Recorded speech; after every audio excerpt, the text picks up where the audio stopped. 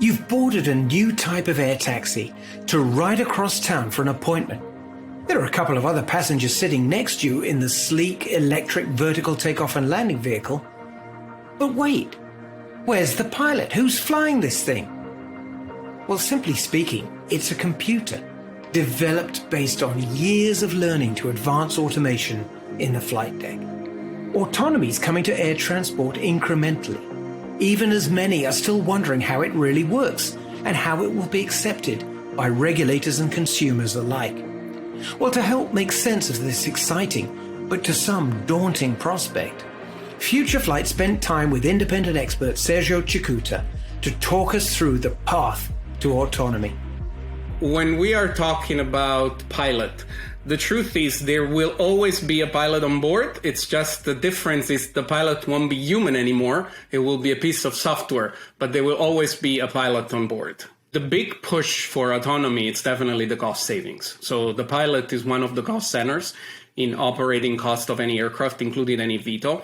And a McKinsey study said that a piloted eVTOL has double the cost of one that's autonomous. And to add more, just to give a little bit of an idea of numbers, Kitty Hawk, another company in the eVTOL space, believes that if you have one remote pilot overseeing 5 aircraft, you can reduce the cost of the pilot to less than $1 per mile. And then you have to imagine, we know that the lower the price of the service, the more the affordability for an increased number of people.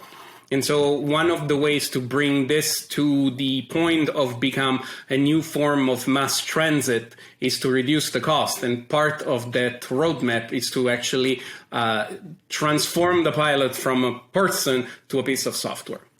To be clear, no pilot on the aircraft doesn't necessarily mean no pilot at all.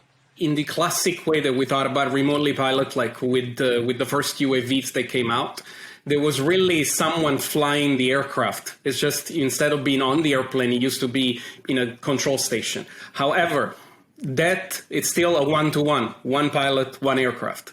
And so the idea of remote piloted is that you have someone in a remote location that oversees multiple aircrafts and intervenes only if he sees conditions that are off nominal.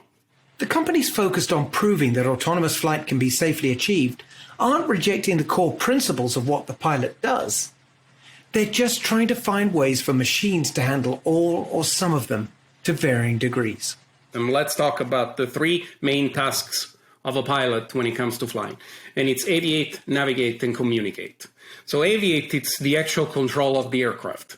And when it comes to an autonomous system, it means interacting with a digital system that can control the entire airplane. In this case, a fly-by-wire system. The other piece, it's the navigate.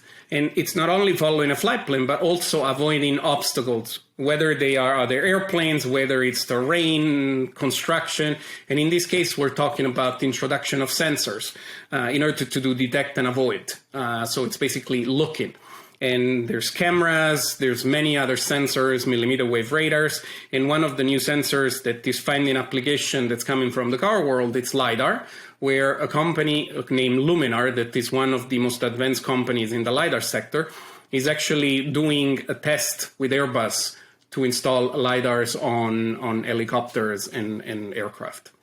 Last but not least is the communicate.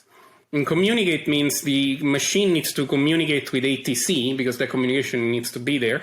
And in a certain sense, with the introduction of CP/DLC, the communication is already moved to text-based.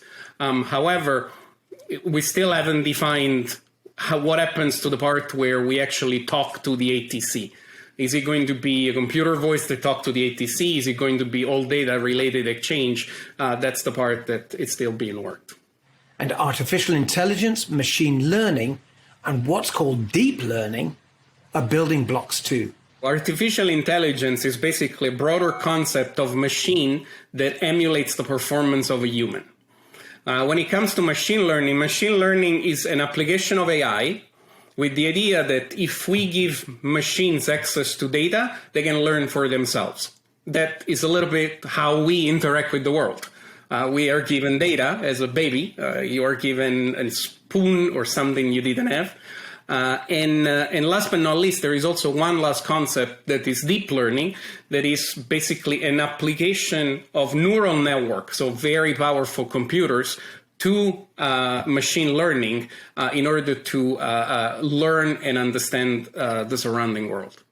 Ever more sophisticated communications networks are a big part of the equation to support autonomous flight, from your cell phone to the cockpit. The majority of these vehicles will operate in cities and around cities. And so we've heard many times this 5G as an enabler of new functionality. And 5G is actually a very high bandwidth connection.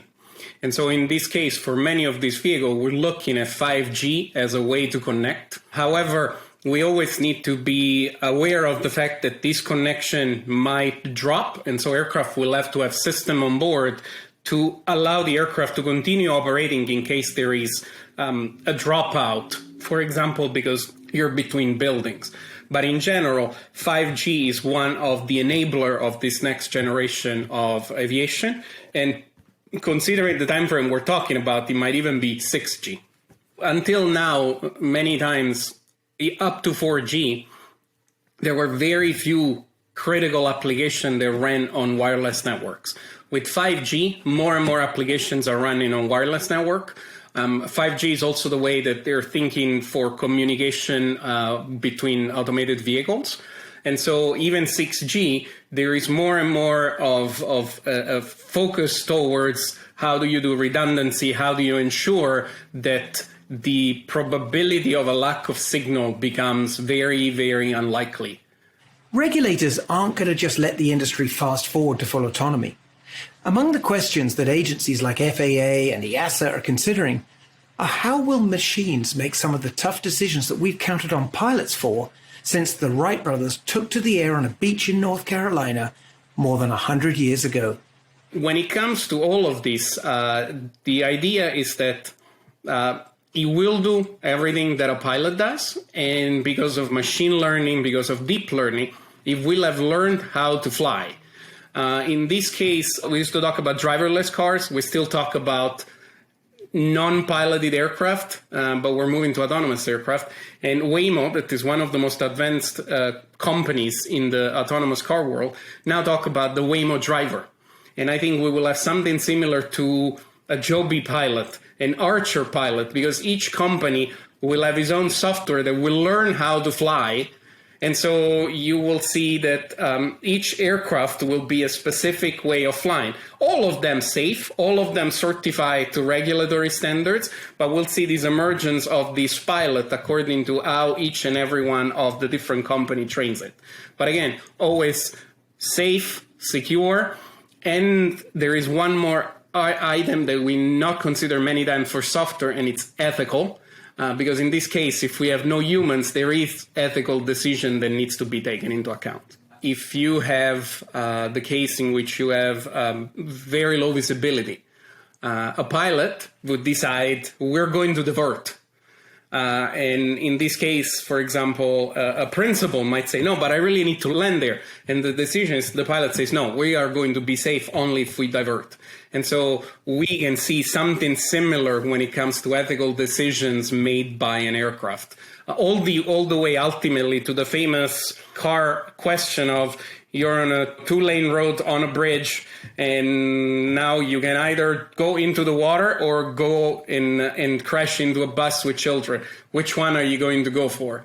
This kind of extreme decisions as well.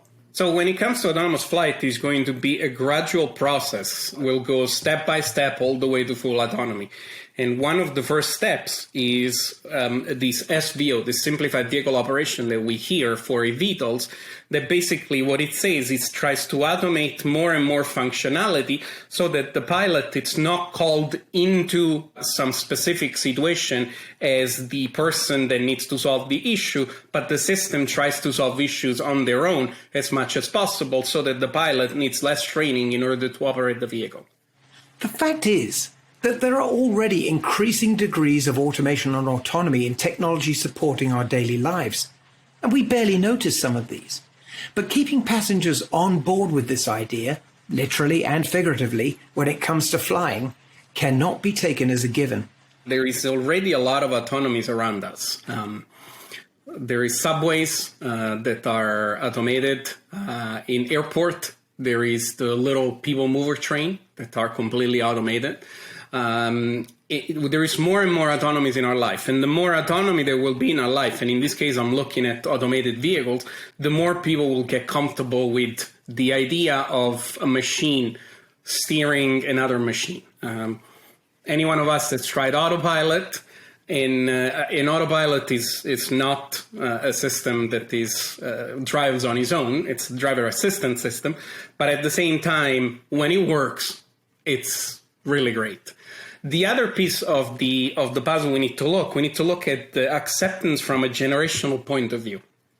And when we look at surveys, the younger generations, in this case Gen Z and Millennial, are more willing to fly autonomous aircraft than older generations. And so the other part that we see is that there is going to be more and more of an acceptance from younger generation that can then make other generation more comfortable with the idea of flying an autonomous vehicle. In addition to all of his years of experience in the aviation sector, Sergio has closely followed the implementation of autonomous technology in the automotive sector too.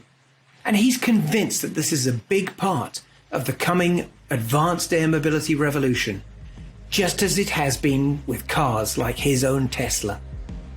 AIN's new FutureFlight.aero platform is drilling down into complex topics like autonomy to make sense of the new aviation technologies and business models. We're posting fresh news day by day. Subscribers get access to exclusive stories about what's happening throughout the industry, and also to our extensive database of new aircraft programs and the companies behind those. You can subscribe for free to our weekly newsletter, which brings you highlights from the Future Flight world every Thursday. We'll be posting more of these videos explaining the context for advanced air mobility, so thanks for watching this one, and please do find more of our coverage at FutureFlight.aero.